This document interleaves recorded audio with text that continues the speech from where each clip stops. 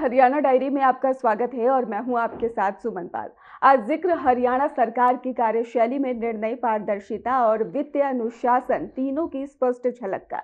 मुख्यमंत्री नायब सिंह सैनी के नेतृत्व में न सिर्फ विकास की परियोजनाओं को गति मिल रही है, बल्कि सरकारी खर्च में जवाबदेही भी सुनिश्चित की जा रही है। बात कर रहे हैं हरियाणा निवास में हुई high powered works purchase committee की बैठक का, जो एक मजबूत और प्रोफेशनल गवर्नेंस मॉडल का ही उदाहरण बनी। हरियाणा में अब सिर्फ घोषणाएं नहीं हो रही, फैसले हो रहे हैं, और फैसले भी ऐसे जिनमें पारदर्शिता है, वित्तीय अनुशासन है और भविष्य की सोच है। मुख्यमंत्री नायब सिंह सैनी के नेतृत्व में सरकार की कार्यशैली अब साफ संदेश दे रही है। हर रुपए का हिसाब होगा, हर प्रोजेक्ट का रिजल्ट दिखेगा।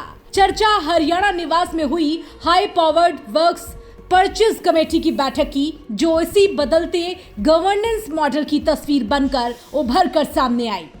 मुख्यमंत्री नायब सिंह सैनी की अध्यक्षता में हरियाणा निवास में आयोजित high powered works purchase committee की बैठक में विकास और वित्तीय प्रबंधन का संतुलित मॉडल देखने को मिला।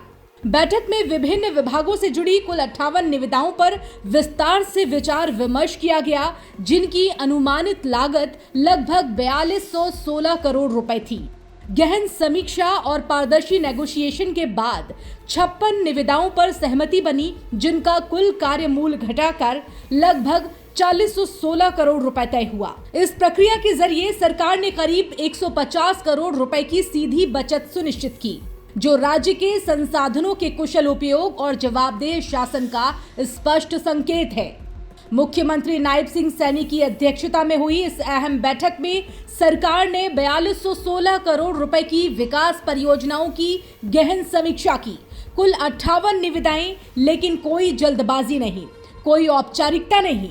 हर प्रस्ताव पर बारीकी से मंथन हुआ, हर बोली पर नेगोशिएशन हुआ और नतीजा कुल कार्य मूल 4016 करोड़ रुपए पर तय हुआ, यानी करीब 150 करोड़ रुपए की सीधी बचत। 56 निविदाएं मंजूर, वो भी लागत घटाकर। कुल कार्य मूल्य 4016 करोड़ रुपए पर तय, करीब 150 करोड़ रुपए की सीधी बचत। ये सिर्फ आंकड़ा नहीं, ये जवाबदेह शासन की सबसे बड़ी गवाही है। पावर सेक्टर की बात करें तो बैठक में बिजली वितरण व्यवस्था को सुदृढ़ करने के लिए आरडीएसएस योजना के तहत बड़े फैसले लिए गए। दक्षिण और उत्तर हरियाणा बिजली वितरण निगम के अंतर्गत लाइन लॉस में कमी आई। नए 33 केवी सब स्टेशनों की स्थापना हुई। मौजूदा सब स्टेशनों का विस्तार किया गया और उनका आधुनिकीकरण किया गया। दक्षिण उत्तर हरियाणा बिजली वितरण निगम के कार्य निष्पादन किए गए। वितरण अवसंरचना विकास किया गया, जिससे लाइन लॉस में कमी आई। मौजूदा सब स्टेशनों के विस्तार में सुदृढ़ीकरण हुआ। निविदा प्रक्रिया पूर्ण कर चुकी फर्मों, एजेंसियों को कार्य आवंटित किए गए। डबवाली, नरवाना, सोहना, सिरसा, गुरुग्राम सेकंड और फतेहाबाद, हिसार, नारनौल और रेवाड़ी क्षेत्रों में वितरण अवसंरचना का विकास हुआ। सब स्टेशन सुदृढ़ीकरण से संबंधित कार्यों को स्वीकृति दी गई। पंचकूला, पिंजौर, बरवाला, रायपुर रानी, पानीपत, करनाल, समालखा, रोहत जोन के विभिन्न क्षेत्रों में वितरण व्यवस्था समान की गई।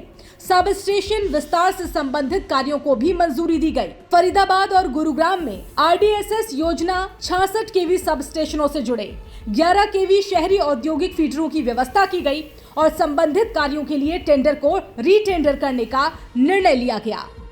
पूरे प्रदेश में बिजली ढांचे को मजबूत करने की ठोस रणनीति सामने आई।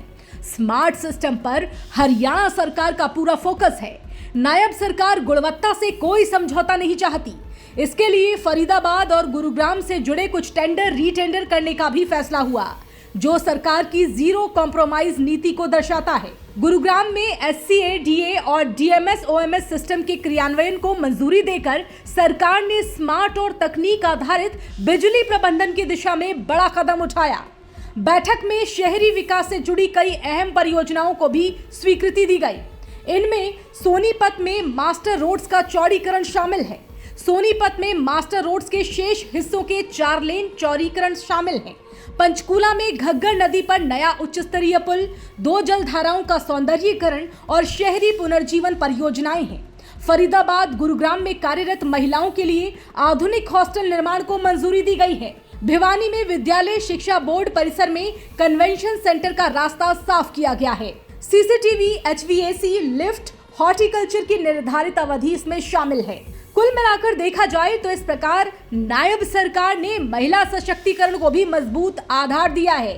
ये सभी फैसले भविष्य की जरूरतों को ध्यान में रखकर किए गए हैं। बैठक के अंत में मुख्यमंत्री नायब सिंह सैनी ने अधिकारियों को भी स्पष्ट निर्देश दिए हैं कि सभी परियोजनाएं समयबद्ध, पूर्ण गुणवत्ता, न्यूनतम लागत और अधिकतम टिकाऊपन के साथ पूरी हो। कुल मिलाकर ये बैठक सिर्फ फाइलों पर फैसलों तक सीमित नहीं रही, बल्कि ये संदेश भी दे गई कि हरियाणा में विकास अब योजनाओं से नहीं, सुशासन और जवाबदेही के साथ आगे बढ़ रहा है। कुल मिलाकर ये बैठक सिर्फ फाइलों पर फैसलों तक सीमित नहीं रही, बल्कि ये संदेश भी दे गई कि हरियाणा में विकास अब योजनाओं से नहीं, सुशासन और जवाबदेही से आगे बढ़ रहा है।